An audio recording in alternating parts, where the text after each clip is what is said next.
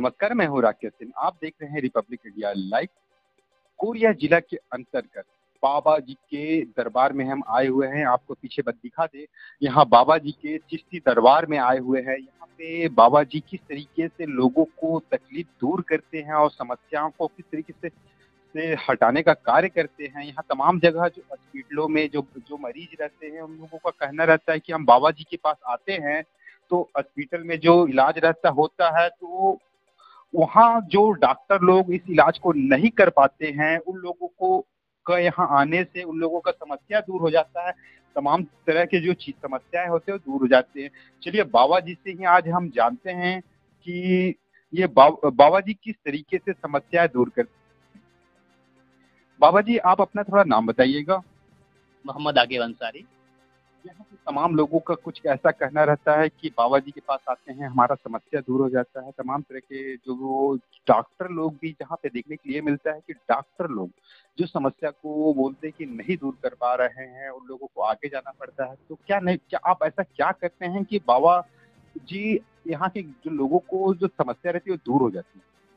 देखिए, चिश्ती साहब दरबार है। इस दरबार में अपने नाम की अर्जी लगाने से, ये सरकार की अर्जी के लिए दरबार जो खुली है, इस दरबार में अर्जी लगाने से पर्चे में लिखकर उनकी समस्याएं जो चल रही है उससे उनको मुक्ति मिल जाता है, उनसे निजात मिल जाती है, शिफा हो जाता है। क्या नहीं लगता कि जिस प्रकार से जो डॉक्टर लोग रहते हैं, तमाम डॉक्टर लोग हैं, तो उन लोग इस चीज का इलाज नहीं कर पा रहे हैं, आपके यहाँ पे दरबार में आने से उनका दूर हो जा रहा है, ये कैसे हो रहा देखिए, ये ऊपर वाले की बड़ी कृपा है, मेहरबानी है ना। इस उनकी दुआओं से और वलियों की दुआओं से, है ना, हमारे दरबार में वलियों के नाम की दरबार लगती है, खुदा के नाम से दरबार खुले हैं। उनकी दुआओं का ये सब असर है। उनकी असर से कोई भी उनको परेशानी है वो उनको ठीक हो जाना है। इस दरबार में खड़े होने से, अर्जी लगाकर अपनी प्रार्थना करने से, ये ऊपर वाले की दुआ से वो ठीक हो जाता है। जिस प्रकार से बता रहे हैं कि ऊपर वाले की आशीर्वाद है, लेकिन एक चीज अनोखा चीज जानने के लिए जिस प्रकार से आप बताते हैं कि अर्जी लगाए, इस सब तमाम तरह के चीज रहते हैं। यहाँ अक्सर आपने देखा, उन्हें यही चीज को कहा भी है कि लोगों को कुछ लिख के बताते हैं कि आपको ये समस्या है, ऐसा है। तो ये कहाँ से आप पास आया, इस चीज की जानकारी दीजिए। देखिए, हमारे जो दरबार अजमेर में है, उस सरकार की बड़ी प्रार्थना की है। उनकी प्रार्थना से, उनकी दुआओं का ये असर है कि हमें किसी के बारे में कुछ देखना होता है तो अर्जी लगाते हैं उन्हीं के नाम से, उनको प्रार्थना स्मरण करते हैं। प्रार्थना करने के बाद, दुआ मांगने के बाद इस चीज का हमें पता होने लगता है कि इस बंदे के ऊपर में ऊपरी मसला है। और ऊपरी मसला आने के बाद हम उनके नाम का पर्चा बनाकर दरबार में अर्जी लगा देते हैं। अर्जी लगने के बाद बंदा वहाँ खड़ा हो जाता है। कुछ देर के बाद उनकी समस्याएं ठीक होना शुरू हो जाती है। ये उन्हीं की दुआ है, उन्हीं की आशीर्वाद है। क्या नहीं लगता जिस प्रकार से आप बता रहे हैं, तो आप सिर्फ एक माध्यम है कि जो व्यक्ति आपके पास आते हैं तो आप ऊपर वाले को याद करके उनका अर्जी सिर्फ लगाते हैं, आप सिर्फ एक माध्यम के तौर से कार्य करते हैं। देखिए, सही कहा जाए तो मैं एक माध्यम हूँ और मैं उस ऊपर वाले का मन से बड़ा ही दुआ मांगता हूँ, प्रार्थना करता हूँ उस खुदा का।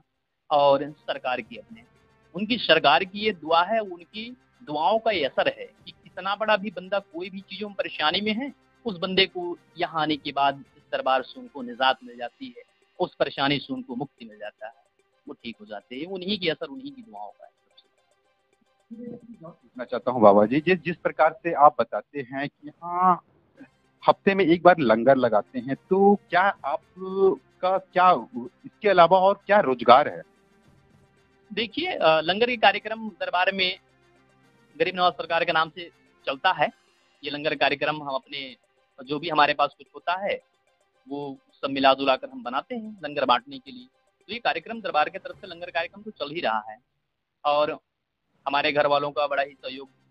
और ये लंगर कार्यक्रम दरबार में बड़ी खुशी होती है और ऐसा करने से एक पुण्य की काम है ये, इसीलिए कार्यक्रम चलाते हैं। चलाते हैं, चलिए बहुत अच्छी बात है। लेकिन मैंने आपसे पूछा, ये जो बाबागिरी करते हैं, इसके अलावा और आप कुछ दूसरा कार्य करते हैं कि सिर्फ बाबागिरी करते हैं। देखिए, हम तो इनके दरबार में बैठकर इन्हीं से प्रार्थना करते हैं, प्रार्थना करके इन्हीं के शरण में रहते हैं, इन्हीं के आशीर्वाद से हम अपनी जीवन यापन कर रहे हैं। और कुछ ज़्यादा करने की आवश्यकता नहीं है। बाकी अपने घरों में रहकर इनकी ही दरबार में बैठकर प्रार्थना अर्जी लगाते हैं और छोटी-मोटी जो कुछ अपने घरों पे जो है वो करते हैं। तो आपकी इनकम का सोर्स क्या है? जिस प्रकार से आप आपका आय का स्रोत क्या है? ये जानना चाहता हूँ।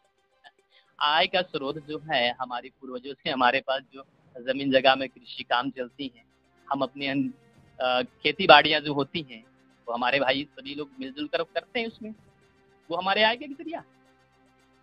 मतलब आप यहाँ लोगों को यहाँ तमाम तरह की जो पीड़ाएँ रहती हैं उनको दूर करने का ये आप निःशुल्क सेवा देते हैं। सेवा देते हैं, निःशुल्क सेवा देते हैं। अपनी तरफ से लोगों को ठीक करने के लिए ये दरबार में अर्जी लगाना और सेवा देना ऊपर वाले के नाम से, ये अपने मन से हम चाहते हैं लोग ठीक हों और सेवा देना हमारे धर्म में एक धर्म का काम है, इसीलिए ये कार्य करते हैं। कितने वर्षों से ये कार्य आप कर रहे हैं?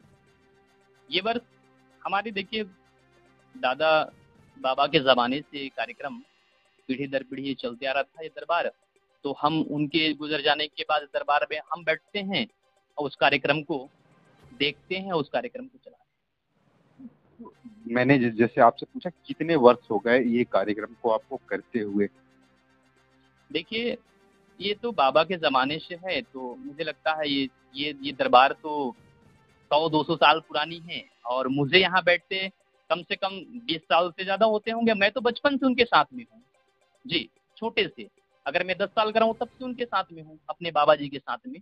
तो उनके साथ बैठा रहा, उनका हम सेवा करते रहे दरबार में का सेवा करते रहे। तो हम तो अपने जानने के लायक जब से हुए तब से इस दरबार में हैं। अब मेरी उम्र अगर जितना भी होता होगा 25 साल, 28 साल, तब से दरबार में ही बैठे हैं। तो एक बात बताइए कि यहाँ के जो यहाँ तमाम लोग जो दूर-दूर से आप पास आते हैं, तो यहाँ पे काफ़ी लोगों ने आपका वीडियो में भी काफ़ी चलता है कि यहाँ हम पैसा नहीं लेते हैं। तो क्या नहीं लगता कि उन लोगों को जो समस्या है वो होता होगा तो उन लोग आपको कुछ राशि देते होंगे तो उसको भी ग्रहण नहीं करते हैं आप? देखिए दरबार में चढ़ावा नहीं लेते हैं। ये दुआ प्रार्थना का कोई कीमत नहीं होती है और हमारे धर्म के अनुसार में किसी भी के लिए दुआ करना और प्रार्थना करना कहीं से भी पैसे चढ़ावा कोई काम नहीं होती। इसीलिए कोई पैसा नहीं होता है, दुआ कोई पैसे नहीं है, इसीलिए दुआ निःशुल्क किया जाता है और हमेशा करते रहेंगे दुआ। यहाँ पे जैसे दुआ करते हैं कि आपके दुआओं से एक तमाम लोगों का या कुछ किसी लोगों का समस्या दूर हो जाता है, तो क्या वो आप अपने स्वेच्छा से अगर कुछ राशि देना चाहते हैं तो आप लेते हैं कि नहीं लेते? देखिए अभी तक तो राशि नहीं लिए हैं। हाँ, कोई बंदा आकर ठीक होता है तो लंगर बाँटता है। वो लंगर बनाकर लोगों को खिला देता है। ये पुण्य काम है। भोग प्रसाद जो होते हैं, वो लंगर कार्यक्रम चलाता है वो। वो लंगर बनाकर लोगों को बाँटता है। अपनी खुशी के नाम पे वो वही ले जाता है। अपना लाकर शेम बनाकर और मैं दुआ आशीर्वाद देता हूँ कि वो हमेशा खुशहाल रहें और अपनी माता-पिता का सेवा करें। जहाँ माता-पिता का सेवा करते हैं, देखिए खुदा ईश्वर वहीं वास करता है। तो मेरी दुआएँ हैं उन सभी के लिए कि वो अपनी जीवन बड़े सुंदर गुजारें और मैं दुआ देता हूँ कि विश्वास उनका जीवन अच्छा हो। आपका नाम क्या है? इरशाद अली। इरशाद अली। यहाँ पे आप कहाँ पे आए हुए हैं और क्या समस्या रही कि जो आप यहाँ एक बाबा के दरबार पे आए?